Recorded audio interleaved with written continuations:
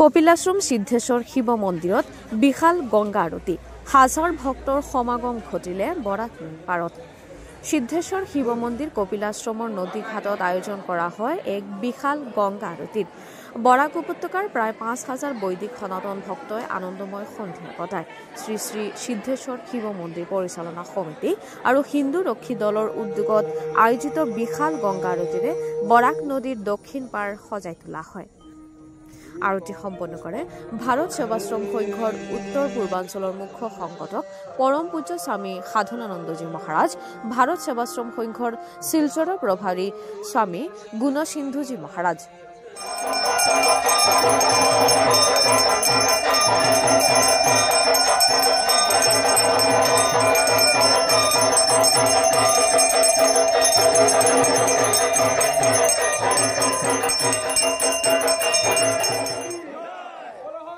সিদ্ধেশ্বৰ শিৱবাড়ী বৰাক উপত্যকাৰ বদৰপুৰ ঘাটত অৱস্থিত এই মন্দিৰ অতি প্ৰাচীন তীৰ্থক্ষেত্ৰৰ মাজত অন্যতম। এই মন্দিৰ কপিল মুনিৰ আশ্ৰম নামেৰে খ্যাত।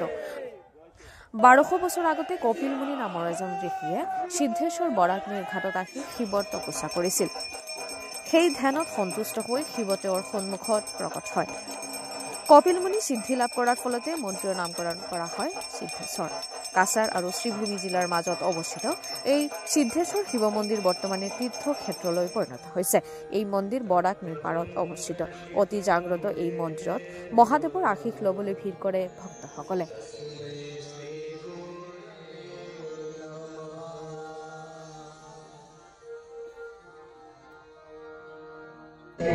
যেখানে বদরপুর কেন হবে?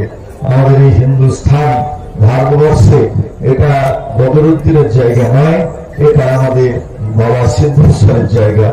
এই জায়গাটিকে অনেকদিন ধরে দাবি উঠছে, বিভিন্ন অঞ্চলে আমরা দেখে আসছি যে সিদ্ধেশ্বর শিব আজকে রয়েছেন।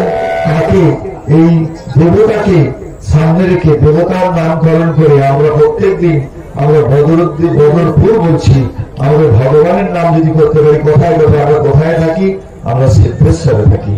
আমরা সিদ্ধেশ্বর জংশন বদরপুর স্টেশন যদি নাম পাল্টে যায়, আমাদের মনে একটা আনন্দের প্রবাহ খেলে যাবে। আর ভগবান সিদ্ধেশ্বরের আশীর্বাদ আমরা মনে করবো প্রতিটি মুহূর্তে আমরা লাভ করছি তার চিন্তা ভাবনা করে। আগেকার দিনে পিতামাতা কি করতেন? তার ছেলে মেয়ের নাম রাখতেন ভগবানের নাম দিয়ে। গোবিন্দ রাখতেন, নারায়ণ রাখতেন, ইত্যাদি ইত্যাদি। সীতা সাবিত্রী রাখতেন। তার কারণ ভগবানের নাম উচ্চারণ হবে ছেলে মেয়ের নামের সঙ্গে সঙ্গে। আর আমরা যদি এই বদরপুরকে সিদ্ধেশ্বর ধাম বা এরকম একটা কিছু যদি নাম আমরা রাখতে পারি, তাহলে আমরা প্রতিনিয়ত সেই ভগবানের নাম উচ্চারণ করতে পারবো। যারা দূরে রয়েছেন তারাও যেমন করবেন, আমরা যারা নিকটে রয়েছি, যারা এখানে তার ছত্রছায়া রয়েছি বাবা সিদ্ধেশ্বরের ছত্রছায়া, তারাও তার আশীর্বাদ লাভ করতে পারবো।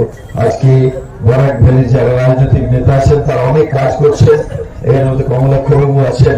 আমি কমলাক্ষবাবুকেও একটা অনুরোধ রাখছি, সবাই তার পক্ষ থেকে কমলাক্ষবাবু হয়েও বলছি, কমলাক্ষবাবুর মনের ইচ্ছা এটা নিশ্চয়ই